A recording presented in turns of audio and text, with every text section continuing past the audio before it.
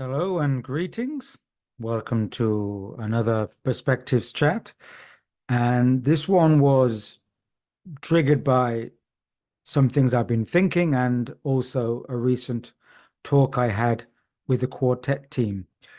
And what I've been thinking about recently is the nature of reality and how to comprehend, how to frame, how to look at what we call our reality, which includes everything we know, the universe, the cosmos, and what I call a reality construct. And the question in the recent quartet was to talk about the uh, Mandela effect. And the Mandela effect, named after Nelson Mandela, is basically looking at kind of glitches in the reality, because many people came forward uh, after Nelson Mandela became the president of South Africa. Many people came forward and said that they had a memory of him dying in prison, not coming out of prison alive, dying in prison and having a funeral. And yet here he is, becoming president of South Africa. And other people have come forward also to talk about other kind of memory changes. They had a memory of this, and then um, everything changes. Um, and I suppose we would call it glitches, you know, because of recent films like The Matrix. People call it the glitch in the Matrix. Sometimes we refer to this as deja vu, and psychology refers to it as false memories, where we may think we had this memory, but it wasn't, or we can't find evidence of it. And it's all very strange. But of course, things are usually strange because these are anomalies, anomalous phenomenon, which doesn't correspond to the reality that we've been conditioned to accept as how reality is. And so, usually, because of our conditioning, when an anomaly comes in, we just pass it off and say, oh, it's just something strange, it's a glitch, it's something, it doesn't fit into our model. And usually, um, this is the theory of paradigm shifts. When enough anomalies come into our model of reality, then we start to look at maybe the reality model has to change to fit all the anomalies. But if there's only a small number of anomalies, they can be pushed away. And often by the mainstream science, mainstream theory, mainstream everything, the mainstream dominant narrative is able to push off a lot of these anomalies. Of course, in recent decades, because of the internet, a lot of these anomalies are gaining a much more attention, such as anomalies in archaeology, strange artifacts, strange archaeological finds, and people sharing stories from all over the world about their, you know, um, Mandela effect or the glitches, that this information is accumulating. Before we had the internet, for example, and before people had access to widespread information, these anomalies would not cross our radar. The strange archaeological finds would be put away into the back rooms of museums, for example. So we would only have our personal anomalies, which we would just brush away as something strange. So what these anomalies do is that they make us question our view of reality, which is a good thing, because we're not critical enough about our reality. And generally, we think it's how we've been told, that we live on this planet. This planet is in the solar system and in the universe, and it's all physical and everything revolves, etc. But we're not told that actually it may be more than that. It may be that actually what we know as the totality of our reality, including the universe and the cosmos, including what we may even refer to as God or the heavens, are just aspects of a particular reality construct. And that within that reality construct, there are different dimensional realities. dimensional states or realms. So we refer to this world as three-dimensional. Some people talk about going, moving into fourth dimensional, and then there are fifth dimensional, sixth dimensional realms, etc. And we tend to consider those fourth, fifth, sixth, etc. dimensional realms to be beyond our reality. But what if those other dimensions are still within our particular reality construct? And so all these dimensions have a similar type of modus operandi, certain laws of physics. Although they're different, there's a correspondence. So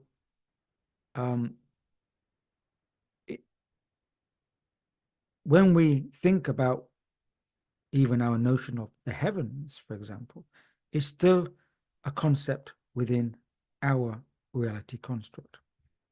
And this reality construct may operate like a program in that sense. Now, just to give a short personal little story, which I related in the quartet meeting, is that many years ago in my youth, more than about 25 years ago now, I spent 5 years of my life working and living in a Western Asian country.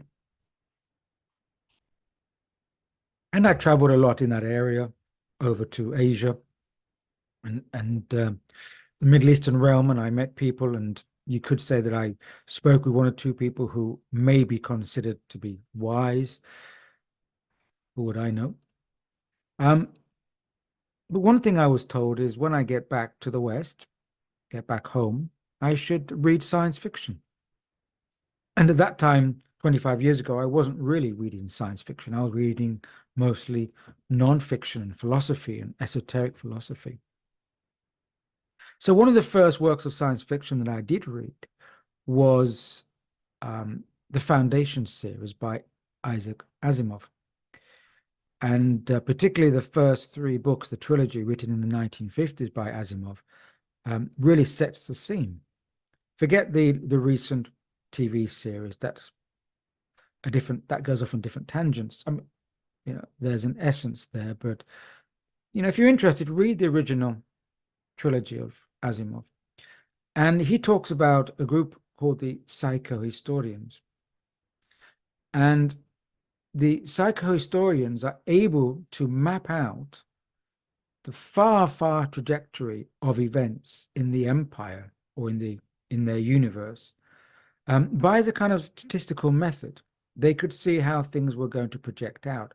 And at certain times along that timeline, there were like what we may call event markers, or they were known as the Harry Seldon crises, Harry Seldon being the founder of psychohistory.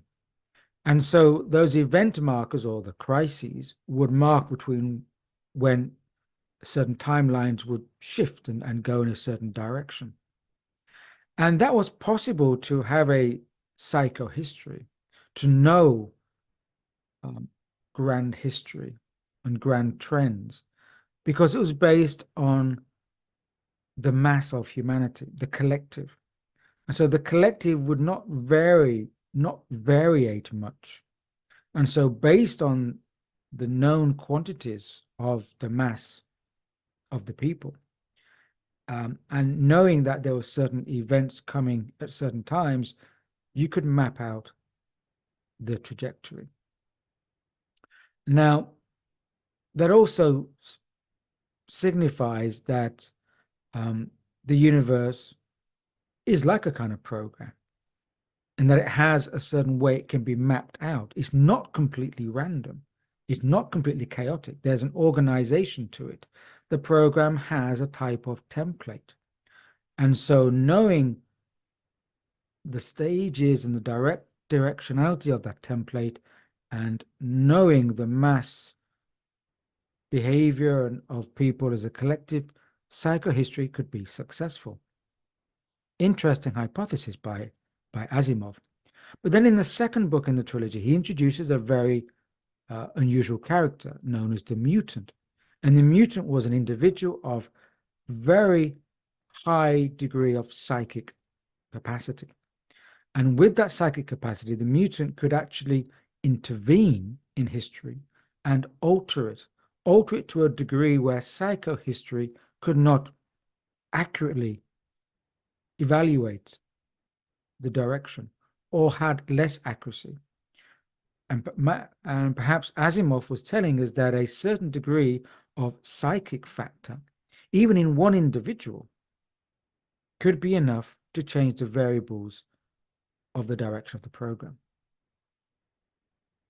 Now I want to go to another science fiction author, Philip K. Dick. And Philip K. Dick is also, I think, significant in this area. And in the 1970s, especially after Dick's famous Valis moment in 1974, began to be more open about his theories or hypotheses. And in fact, he created his own kind of cosmology, a kind of Gnostic cosmology. And I would also recommend people to go and look up his speech he gave in Metz, M-E-T-Z, France, Metz, France in 1977, called the Metz Conference. And in that conference, Dick gave a famous talk. And in it, he said, and the first time I think he openly, publicly said that he felt that we were living in a simulation, a matrix, because he felt that all the books he'd written up to that time in his career, he was writing books from a memory of different alternate timelines. And Dick's hypothesis was that alternate timelines are superimposed on one another. But yet, at some point, the variables choose a particular dominant timeline, and that collapses into being the dominant consensus timeline.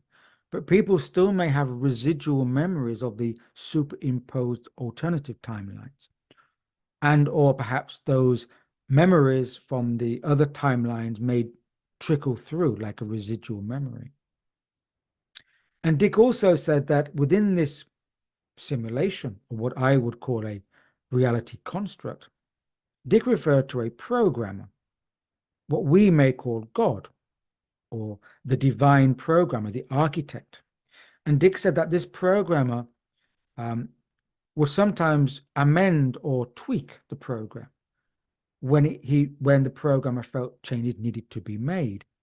And that within this program, the programmer was not alone, but that there was also a counterforce, what Dick called the dark counterplayer, player like a game, and that the programmer or the divine programmer was working off the actions of the dark counterplayer.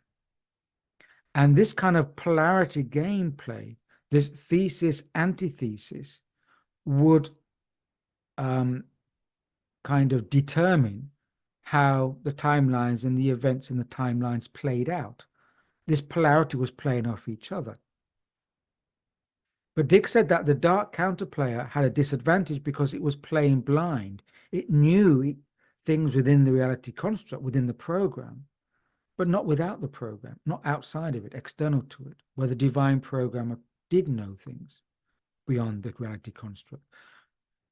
So, but still this kind of thesis, antithesis, this kind of antagonisms and polarity would create events, change the variables. Now, Dick said that this reality construct that we are currently living in is what he termed the intermediary reality. And that prior to this, there was another reality, an alternative reality, that he named the Black Iron Prison. And he called it the Black Iron Prison because it was a dark, tyrannical, oppressive reality. But within that reality, enough individuals actually rebelled against that reality program, enough to change the variables of that program, enough to shift it into this program with this less oppressive program, but still with remnants, or there are still some oppressive, tyrannical elements, but nothing like the previous one. And interestingly, Dick said that when a program is shifted, the individuals kind of wake up within that program, but no memory of the previous one, or perhaps the déjà vu, the trickle down residual memory. But most people do not have a memory of that. They just are aware of this reality and the history which is programmed into this reality. So all the history we have going back is a part of this program. It may not have been the actual history that has been played out. That belongs to an older program. And this history belongs to this program, but may not have played out. It's just within the program. It's like accessing the records.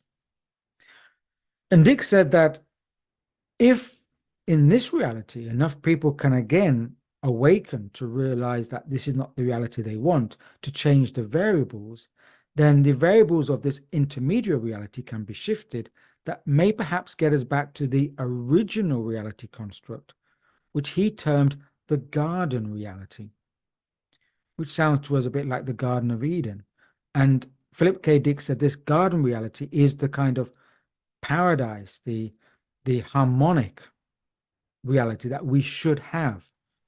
We should still be within, but something happened to the program. It got corrupted, and we flipped over to the dark iron prison. Now we've been shifted to the intermediary reality with various oppressive factors, but much more freedom than previously. But we still need to work to change the variables to get back to the original reality construct.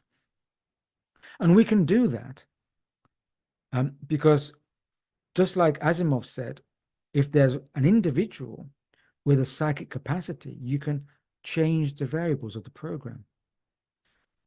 You don't need the whole mass to change it. You need enough, let's say, psychically active and aware individuals to start to change the variables. And also within that program, there are event markers, times where perhaps certain variables need to be changed before a certain time, because if enough variables are changed before a certain time event, then that can reset the program. Or there's a reset time where the program resets depending on the dominant variables. And then it goes on to the next segment of the program. So if we're not able to change enough variables into our favor before the next event marker, which could be 2030, seems a very popular time frame, could be 2040, could be earlier.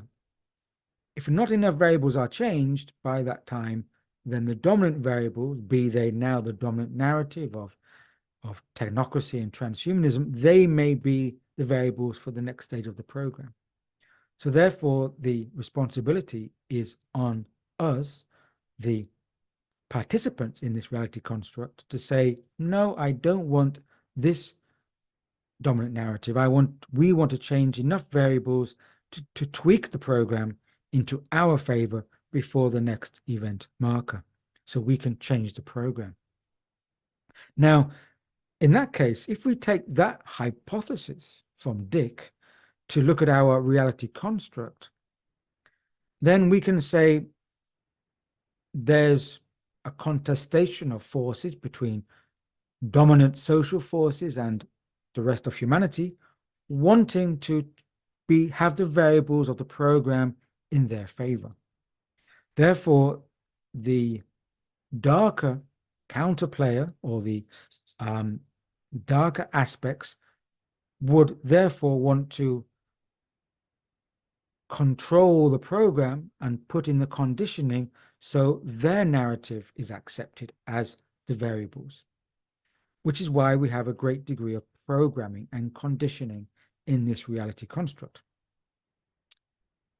Now, if that was their plan B, to control the narrative, to control the conditioning of the variables, the plan B would be, if there are some people who are starting to wake up or go against the main narrative, the dominant narrative, then you'd want, if you can't guarantee enough people to believe in the narrative, the next step is to distract them and to create enough dissonance so they don't get focused on a different narrative.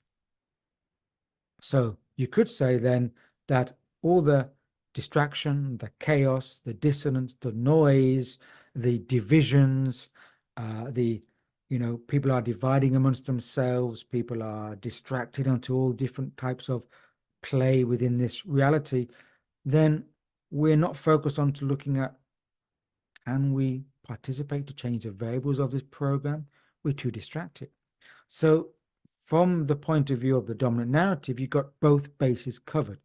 You've conditioned the masses of people, and the rebellious factors have been disempowered through chaos, fear, distraction, dissonance. And so therefore they've got the game covered so they can pass the next event marker and keep the variables of the program in their favor. Now to look at another Dick book, sci-fi book, Ubik. Ubik, interesting book to read. In Ubik, the characters underwent a kind of accident, and they were in a, let's say, a kind of medical induced coma or trance. And they were in a certain world, and they believed that to be their reality. Sorry, book spoiler here. So the characters believed them to be their reality, to be the actual reality. And then strange things used to be coming in, such as the sign Ubik. And Ubik would be spray painted on the walls of their reality, or packages would turn up, or the name would turn up. Things would intervene that the reality seemed very strange. And this was because there were people or influences outside the reality trying to get messages into the reality of these people in a medically induced coma for them to wake up to the situation that they were in a false implanted reality. So take that analogy from Dick, that we are in this reality construct, it's an implanted reality, and signals and nudges and influences are trying to come in to help us nudge us awake to the situation we are in. So in order to be awake and aware, i.e. receptive to these impulses, we need to be available to them. So, but if we're blocked, if we're dumbed down, then we're not receptive to those incoming impulses trying to wake us up. So again, go back to the game plan. If you are wanting to keep the variables in your favor, one, you are going to want to control the narratives through conditioning. Those who rebel against the narratives, plan B, you create enough dissonance and distraction and entertainment and noise that they're not aware, or they don't have the attention to be aware of the situation and to focus on the fact that they can change the variables. Plan C is you want to keep the participants away from accessing their psychic capacity, because, like the mutant in Asimov's Foundation series, if you can access your psychic capacity, your psychic, mental, spiritual capacities, you can participate with the program and change the variables. So how do you keep people's psychic capacity dumbed down so you don't receive the incoming signals? One would be to dumb down the intellect, maybe create an electromagnetic smog, a Starlink satellite-induced environment whereby we've been bombarded with, energy signals. So we're like in a Faraday cage. We're not receptive to any incoming signals. Also, maybe to dumb down the human body, because the health of the body would be a factor in our psychic capacities. If our body is ill, our capacities are downgraded. So maybe medical interventions, or through diet or health or environmental factors which are negative or detrimental to the human body, would put us in a state of illness, and therefore more disempowered in our other psychic spiritual capacities. So these are scenarios put forward by science fiction. They're not my scenarios. I'm just presenting some hypotheses that you could bring out of the work of Isaac Asimov in the Foundation series and the life, work, and books of Philip K. Dick.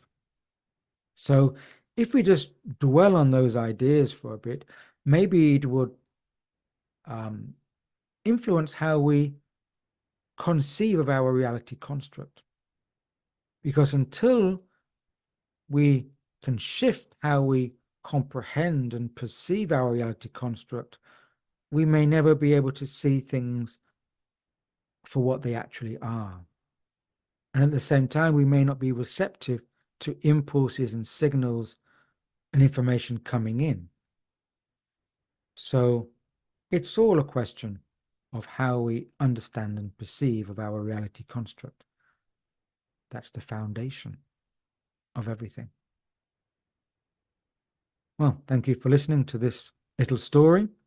And as always, stay healthy, stay sane, and stay very grounded.